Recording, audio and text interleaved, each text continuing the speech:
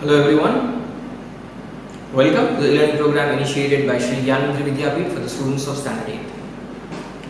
Nice to see you once again in today's social science lecture for semester 1. In social science, in the last two lectures, we have been learning about the third chapter. As you can see the name being displayed on the screen, that is Indian Constitution. So far we have acknowledged a number of things about our very own Indian Constitution. We read and understood about the preamble in the first lecture. The second lecture we understood about the Constitution and tried to answer a few questions like what is Constitution of India, who made it, how was it made, how much time was taken for the formation of it, when did we adopt the Constitution, when did it come into enforcement, and such things we try to acknowledge. In addition to this, in the last lecture, we read and understood from the content that we have the material given to us, that is the salient features of the Constitution, isn't it? We learned about the democratic rule, the secularism, and the salient feature like republic. India is a republic country. So we read about the three important features of the constitution of our country, the salient features. In today's lecture we will continue our topic about the next feature, that is the federal state, which is given to us on page 28. So have your text in your hand, that is the material in your hand. We will continue our reading over here and then we will try to answer a question that was given to you to understand in the last video. That is, why was 26th January chosen as the day for enforcement of the Constitution? We will come back to that in a while. Well, let us read about the federal state. India is a federal state. There is a distribution of subjects on which the central or the state government can frame laws. There are three such lists: the union list, state list, and the concurrent list. Laws framed by the central government are applicable to the entire nation. Now, a short passage has been given to us about the federal state. Well, this may not be apt for us. We require some more details to understand the salient feature about what federal state is. Therefore, look at your screen and try to acknowledge some more details about the federal state or the federalism way of governance. Federalism is a system of government in which entities such as states or provinces share power with a national government. In a federal country, there are different levels or tiers of government. There may be two or more than two levels of government. Well, talking about India, India has three levels of government. They are central government, state government, and local government. Each level of the government derives its power as per the constitution of the country. There are three lists that state the power of the central and state government. So there are three lists which will decide what powers will be enjoyed by the three types of government, that is the central government, the state government, and the local government. The list containing the powers of the central government is known as the union list. The list containing the powers of the state is known as state list, whereas the list which includes subjects or topics related to the interest of both the state government as well as the central government is known as the concurrent list. So altogether we have got three lists what we just read in the passage given to us in the material. Now, India does not provide a dual citizenship. India has a single, unified and integrated judicial system. Power is shared by the union and the state in our country. India has a written constitution, but that is not what makes a federal country. Well, Note, each level or tier of the government has its own power and they cannot dilute the power of each other.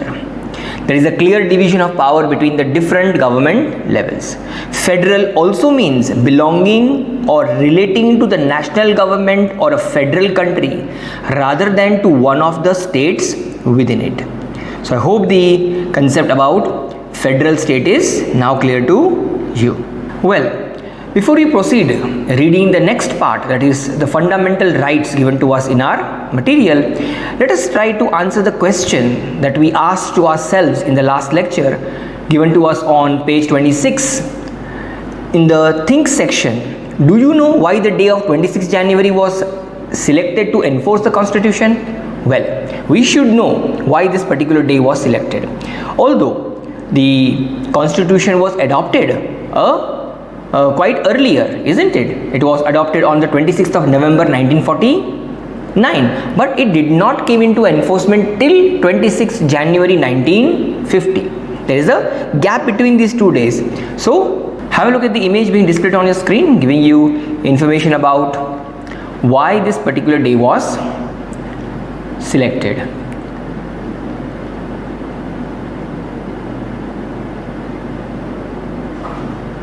On 26 January 1950 was the day India's constitution came into effect and the country became a republic.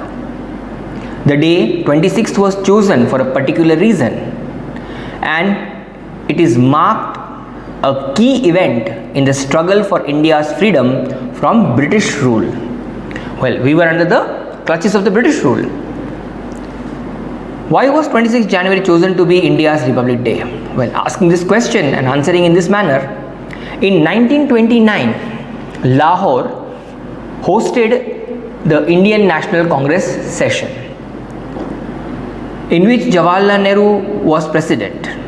At the time, Nehru and Subhash Chandra Bose were together, working to oppose those in the Congress party who were satisfied with the dominion status, dual status, wherein the British monarch would continue to be the head of the government.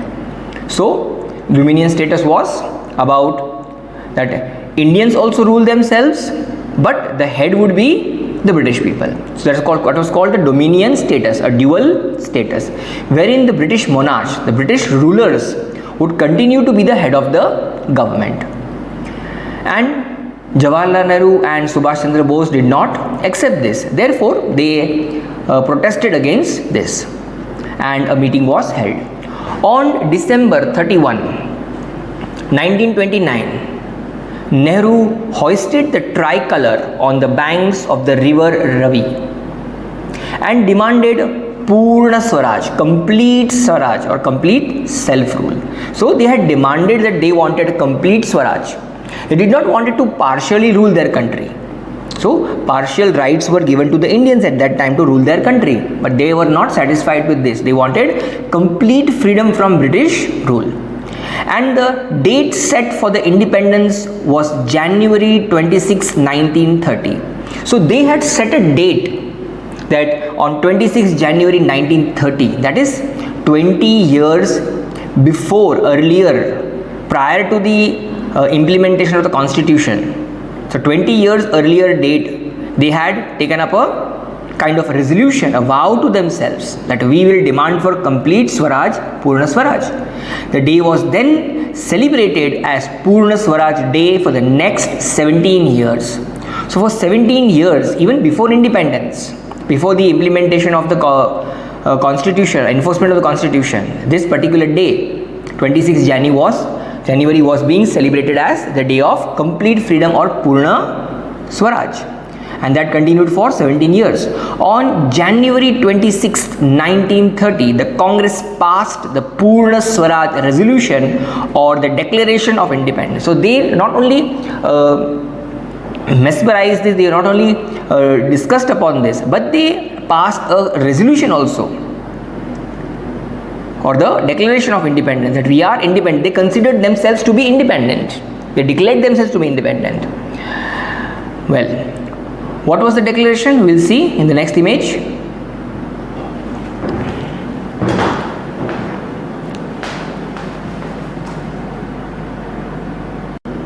The Declaration of Independence, pledge taken by people in Lahore at the session of the Indian National Congress on January 26, 1930. We believe that it is the inalienable right of the Indian people. Well, a new word for you to understand. Inalienable means that cannot be removed, as of any other people, to have freedom and to enjoy the fruits of their toil and have the necessities of life, so that they may have full opportunities of growth. So you see what kind of a pledge is being taken over here. It is being said that you cannot take away the rights of the Indian people and deprive them of their rights over here. That is what is being said over here in this pledge. We believe also that if any government deprives a people of these rights and oppresses them, the people have a further right to alter it or to abolish it. The British government in India has not only deprived the Indian people of their freedom, but has based itself on the exploitation of the masses and has ruined India economically, politically, culturally and spiritually. So the British people devastated the country of India thoroughly. We believe, therefore, that India must serve the British connection and attain Purna Swaraj or complete independence.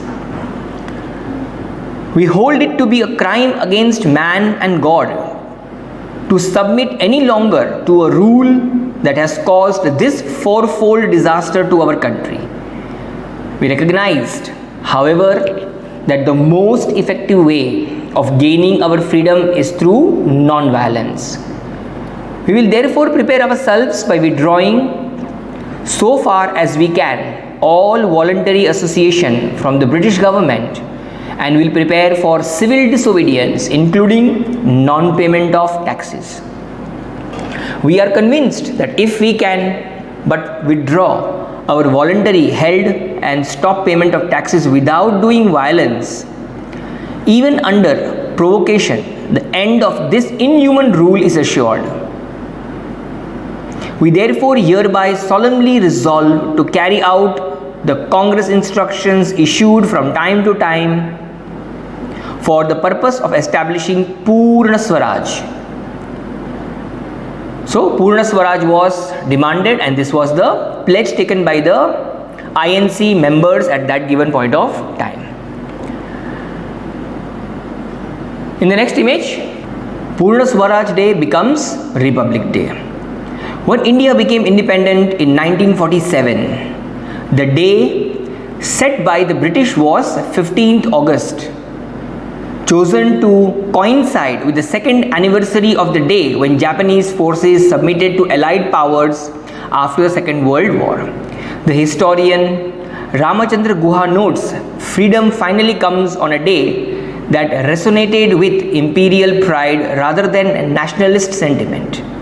Thus, when the Constitution of India was adopted on 26 November 1949, many considered it necessary to celebrate the document on a day associated with the national pride. Purna Swaraj Day was the best option. January 26, it has been celebrated as the country's Republic Day. So you see, for this reason, this valuable reason, 26 January was selected as the day for the enforcement of our constitution, that is on 26th January 1950, in order to commemorate the sacrifice given by the freedom fighters of that time. They sacrificed their lives in order to attain freedom. Therefore, in commemoration of that particular day, that is 26th January 1930, when they had solemnly resolved to have independence. Well, it was not attained at that time, but in the memory of, in the commemoration of that particular day and the sacrifice of the people, this particular day was selected, that is 26 January 1950, when India was declared Republic and our constitution came into enforcement. So I hope this question is now well understood by you, that is given to us in the material about why this particular day is selected as the day of our enforcement of the constitution. Well, let us read further about the fundamental rights that is given to us in the material.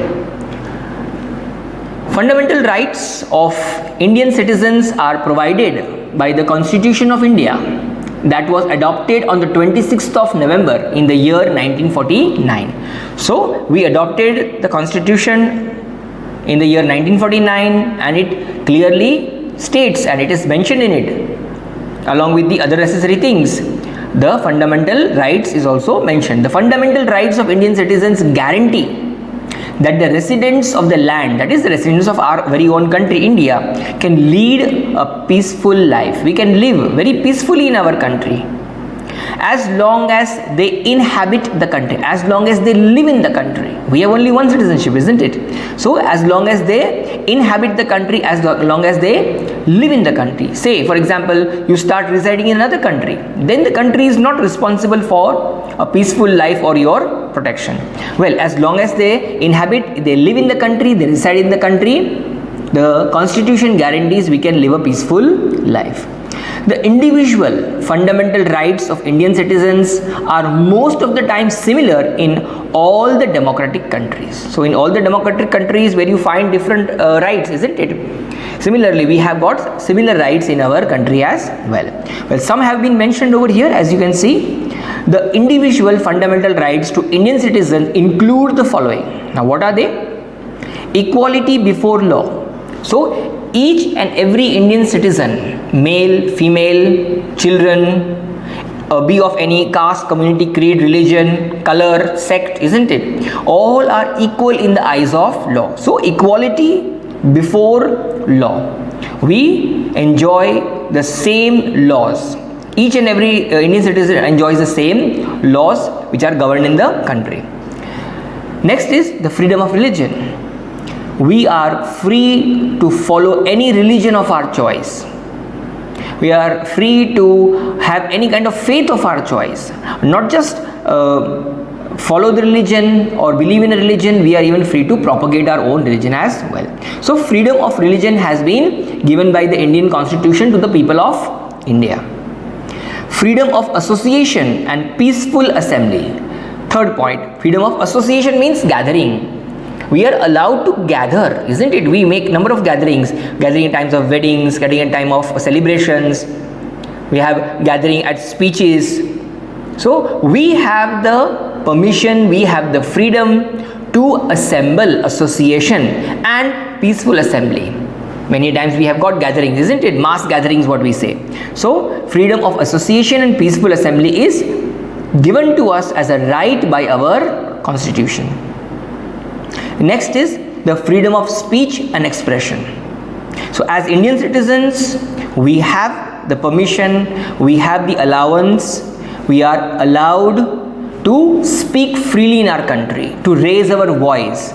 We are not restricted to speak of what only the government tells us. No, we are free to have our speech. So freedom of speech is an important element of the Constitution of India, and express our thoughts and views in mass or in general. Right to constitutional remedies for the protection of civil rights, where if our civil rights are harmed, they are destroyed, if they are devastated by some means or some other ways, someone has done harm to your constitutional rights, so you have the right to seek a remedy for the same by approaching the court of law. So right to constitutional remedies for protection of civil rights, that is the rights of the citizens. So we have the right to protect our rights as well. These were the few rights that we discussed. Well, after having understood the fundamental rights and duties of the Indian citizen, have a look at page number 27 in your material, where you will find the two charts being displayed in your book, that is the central government and state government. So we'll discuss about these two government types of governments that are prevalent in our country, the functioning of the government. Well, the image clearly tells you that the central government has its head as the president. President is the head of the central government, that is the head of our country. under the leadership of the president, under the rule of the president, runs the three branches or the three different organs, namely the legislature, the executive and the judiciary. So three organs are run in the name of the president or in the leadership of the president. Hence, the central government's main head is the president. And under the president, we have got these three departments or these three organs working, that is the legislature, executive and judiciary. Now what do these departments do? What is legislature, what is executive and what is judiciary? Well, legislature has the work of framing laws, making laws or amending those laws. So the laws which are already in prevalence, present, if required, time to time they bring about changes in the law with a special procedure. There is a procedure to do that. Simply they can't change it, but yes, it is the work of the legislature, the department of the legislature which runs under the leadership of the president in order to make, frame or amend laws. So legislature works for the purpose of making, amending laws. Remember this. Executive, what is the role of the executive? The department executive in the functioning of the central government. Well, executive has the role of implementing or making the people follow those rules. In some manner, somehow they have to impose those rules on the people and the people have to abide by it. They make it mandatory for the Indians to abide by the rules that are being made by the legislature. So the legislature makes the rules and asks the executive department to impose it on the people of the country. They ask the people of the country to abide them. But sometimes you may have seen that people do not abide by those rules. Then what is the consequence? Naturally, they will be punished for not obeying. So after the executive has implemented the laws, ask the Indian people to follow those rules and regulations which the legislature has in turn made for them, and still if they do not abide by them, they do not obey those rules, then comes the role of the judiciary.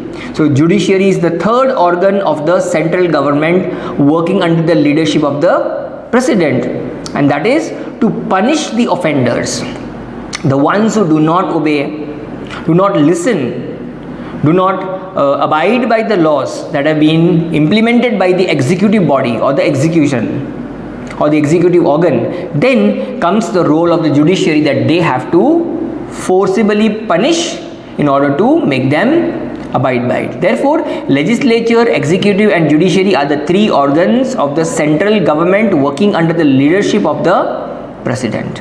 Well, let us see further in the flow chart given to us over here. Legislature, where are these laws made? Where do these laws get developed? Well, these laws are made, structured, framed in a building, in a place called Parliament. So Parliament is the place where these people sit and make the laws. And you must have heard about Parliament, isn't it? We will discuss about Parliament in details. So Parliament is the place where legislature, the department, has its office. The members of the legislature, the elected members of the legislature reside over here, and they have meetings and discussions and discuss about the law making procedure, the law amending procedure as and when time to time required. So it is Parliament where the legislature works. The department of the legislature works in the building of the Parliament. Well, further you can see in the flow chart that Parliament is divided into two parts, Lok Sabha and Rajya Sabha. So Parliament has got two parts, Lok Sabha and Rajya Sabha. Have a look at the image being displayed to you, giving information about what is parliamentary system. Well, it is a form of government where there are two executives as the head. One is a nominal head and the other is the real head. Well, the president acts as a nominal head of the country, which is also known as de jure head, whereas the prime minister acts as the real head of the government, which is also known as the de facto head. Well, examples of this form of government are the United Kingdom, Japan and Germany. India also adopted a parliamentary system of government as per the constitution of the country, both at the union and state levels. Here, the government of the country has three spheres. The Union Parliament is made up of Council of States, which is also known as Rajya Sabha, House of the People, which is known as Lok Sabha. So you can very well acknowledge the word Rajya and Lok, what it means. Rajya Sabha, the Sabha of the states. Lok Sabha, that is the Sabha of the people, the president of the country. All these three play a vital role in the lawmaking process of the parliament. First of all, a bill is introduced in parliament. Parliament committees are being made. Parliamentary committees are being made. Debates and discussions are being done on the bill. When both the houses pass the bill, then the bill is sent to the president for assent. After president's assent, a bill becomes an act and a law of the land. What are the functions of the Union Parliament?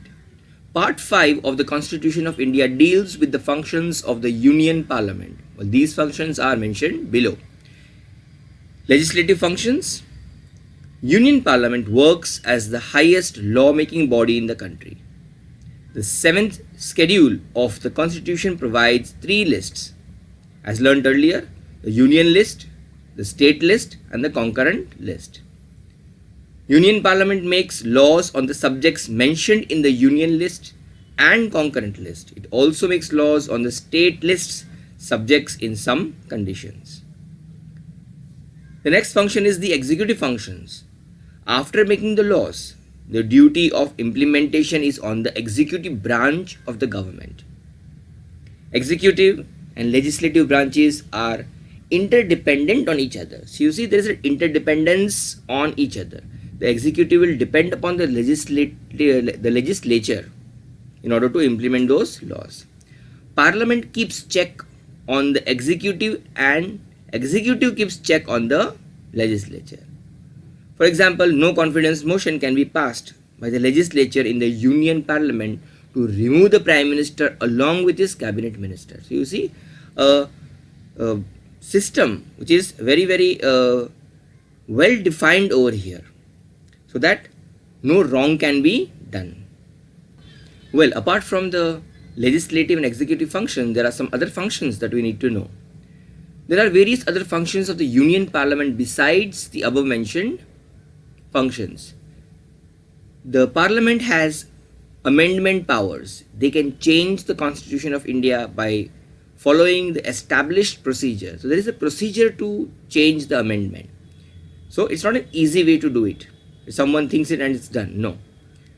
The Parliament has its legislatures participate in the elections of the President and the Vice President. They also have the power to remove the President and the Vice President by passing the resolution. Not only this, at the central level, the Parliament is the only authority with respect to the finances of the country. Not even a single rupee can be spent by the executive without the approval of the Parliament. The Union Parliament also present the budget of the country before the end of the financial year. The emergency is also implemented in the country with the approval of the Parliament. So you see, Parliament plays a significant vital role in many other functions apart from making law and executing them.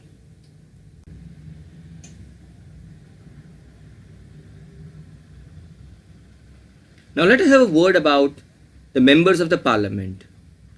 A member of Parliament, or in the abbreviated form MP, is a representative of the voters to a parliament in countries with bicameral legislature, and India follows a bicameral legislature. The members of parliament tend to belong to the various political parties in the country. In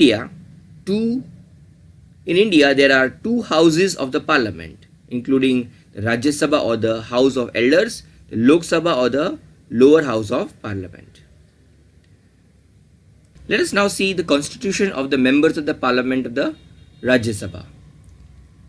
There can be maximum of 250 members in the Rajya Sabha, and currently there are 245 members are a part of the Rajya Sabha, in which 12 members are appointed by the President who belong to different fields of art and interest. Well, you can see the different responsibilities that the members of the parliament are supposed to abide by: passing laws, critically analyzing the performance of the governing party, to approve the expenditures proposed by the government, to bring forth the views of people from their constituencies. Another special power includes making laws in terms of state or national level services. These are some services which are rendered by the members of the parliament at the Rajya Sabha. The members of the parliament of the Lok Sabha, the maximum strength of the Lok Sabha can be of 552 members, of which 530 the states and 20 are the union territories representatives, and the remaining 2 are nominated by the president. So this is the bifurcation of the 552 members. Currently, there are 545 representatives, of which 530 are state representatives, 13 are union territories representatives, and 2 president appointed members. Given below are the duties and responsibilities of the members of Lok Sabha.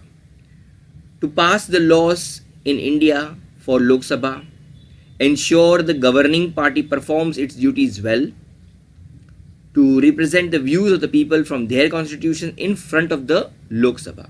So there are some duties which you will find in common: to approve the revenues put forth by the government.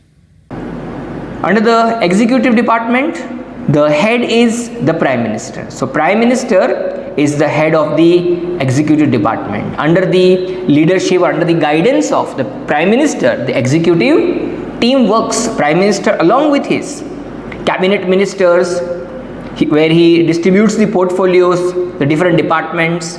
It could be the health department, it could be the aviation department, it could be the finance ministry, it could be the external affairs ministry, and there are so many other different ministries that the Prime Minister has to allot to his cabinet ministers. So Prime Minister along with his cabinet members or officers works as an executive department to implement the laws that are made in the legislature, in the parliament.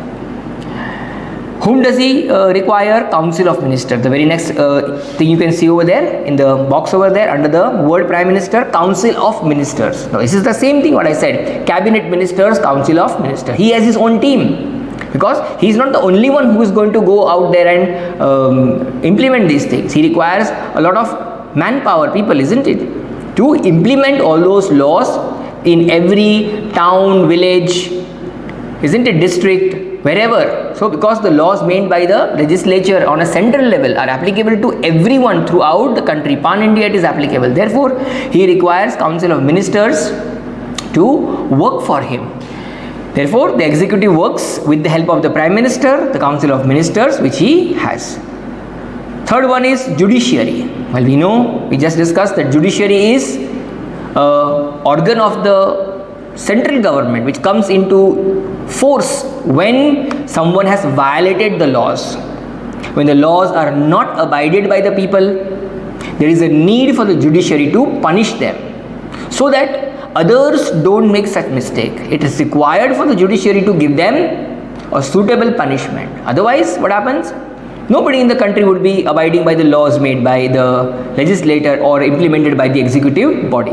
So it becomes important for the judiciary to punish those offenders, those people who have violated the laws despite of their implementation in the country.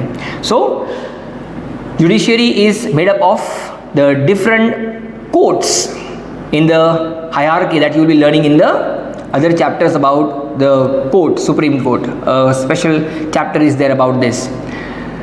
So judiciary is made up of the local level courts all the way up to the highest level of court, that is the Supreme Court. Therefore the word Supreme Court is given to you over here, judiciary. And where does the judiciary work? In the Supreme Court and the other courts, the High Court, the Taluka Court, the District Court. isn't it? So these are the places where the judicial system completely works, known as the judiciary. This was the understanding about the central government that we took from the help of this image, the chart given to us. The next chart that you see is about the state government. Just like we understood the central government chart, we need to understand the state government chart as well. Well, who is the head of the state government? Just like the president was the head of the central government, isn't it? The union government. Similarly, the head of the state, of each individual state. We've got 26 states in our country, isn't it? So the governor is the head of each individual state. Governor being the head, just like the president, also has the 3 departments under him, the 3 organs under him. Similarly to the president, we had the 3 departments, legislature, executive and the judiciary. Similarly, we have legislature, executive and judiciary. But let's read more about it. Legislature. The legislature is further bifurcated, as you see. The state government, legislative assembly, Vidhan Sabha, Parishad. So we have information given to us about the legislature over here. Just like in the central government, where does the legislature work? In the parliament. So here we have got the state government, legislative assembly, Vidhan Sabha or Vidhan Parishad, where it works. The executive department of the state government has chief minister as its head. Just like the executive department in the central government had prime minister as its head. So prime minister is the head of the entire country. Similarly, the chief minister and his council of ministers, just like the prime minister has his council of ministers, cabinet ministers, the chief minister also has his people to work for him or who take orders from him. So the chief minister, that is the head of the state, the leader of the state, and his council of ministers make sure that the laws framed by the state government, but earlier we learned about the 3 lists, isn't it? The union list, the state list and the concurrent list. It was about the different subjects on which they make laws. So certain laws are made by the union in the union list or by the central government, which are to be applicable to the entire country. Everyone has to follow it. But there are certain laws which are only restricted up to the state government, only in particular states. Well, there are certain laws which differ from state to state, isn't it? In certain states, the use of alcoholic drinks are allowed, isn't it? But in state of Gujarat, it is a complete ban. So that is something that is different from state to state. Well, some states have their own rules for that. It is completely banned, isn't it? But in some other states, it is allowed. So it is just one example I tried to give you, that states have their own laws framed for their individual state, and that is the state list. So the state government, the legislative assembly, the Vidhan Sabha, Vidhan Parishad, what laws they have made for the state needs to be executed, needs to be implemented by the chief minister. It is the chief minister who is responsible for implementation of the laws made by the legislature in the state government with the help of his council of ministers. And further you can see local administration, because the chain of the rule becomes even narrower now. From the central level we come to the state level, and from the state level we are going to the local administrative bodies, the bodies which are governing in the very remotest part of the country. So local administration, which is further bifurcated, as you can see, in 2 parts. Local administration also has got 2 departments: panchayats, that is in the extreme village, and municipal corporations or the municipal boards or the Mahanagar Palikas, just like we have in Bhavnagar, isn't it? Our Bhavnagar is not a village, okay, it's a district. So local administration is further divided into 2, that is panchayat and the municipal corporation and municipal boards, which further make sure that the laws made by the state government of the state government, legislative assembly, Vidhan Sabha, Vidhan Parishad are implemented by the local people living in that particular region or area or in that place. That is, it could be a village, it could be a town, it could be a district like Bhavnagar. So we have to abide by those laws which are state-wise laws. So some laws which are applicable in our state, they may not be applicable in some other states. So we have to abide by that as well, along with the laws that the central government or the union government prepares for us.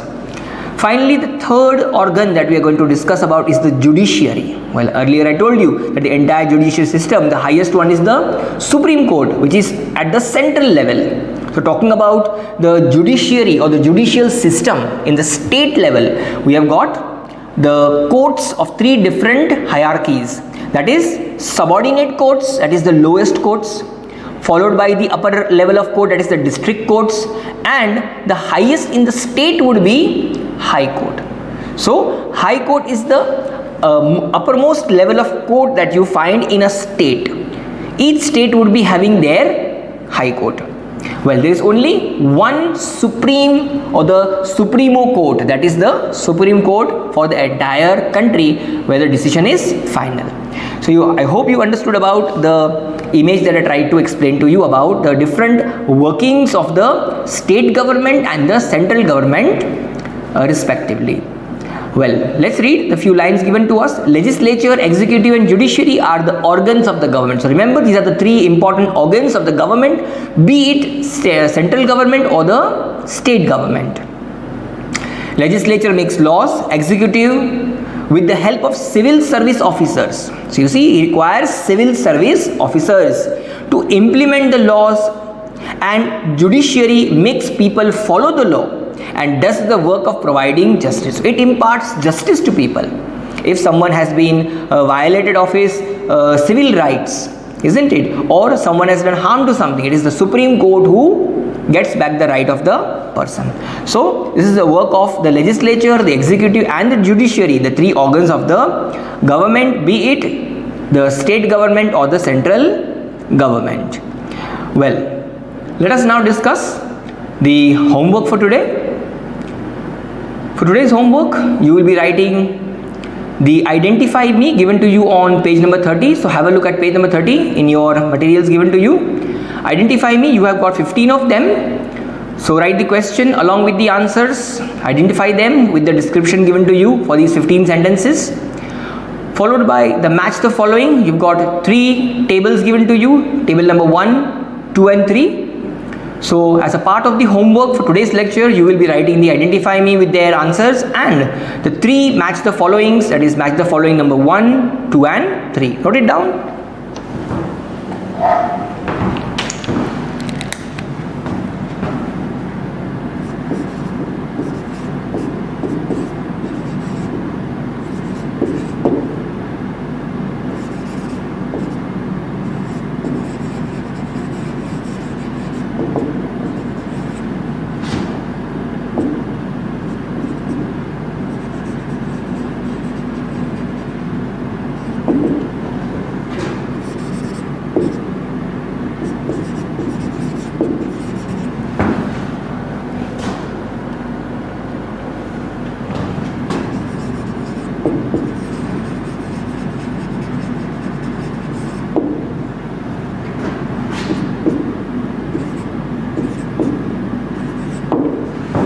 So I hope you've noted down the homework. Do this homework for today's lecture. Make a PDF of the same and submit it after the lecture. I hope you enjoyed the lecture and gained all that I tried to teach you in this. See you soon in the upcoming lecture. So take care. Have a nice day and goodbye.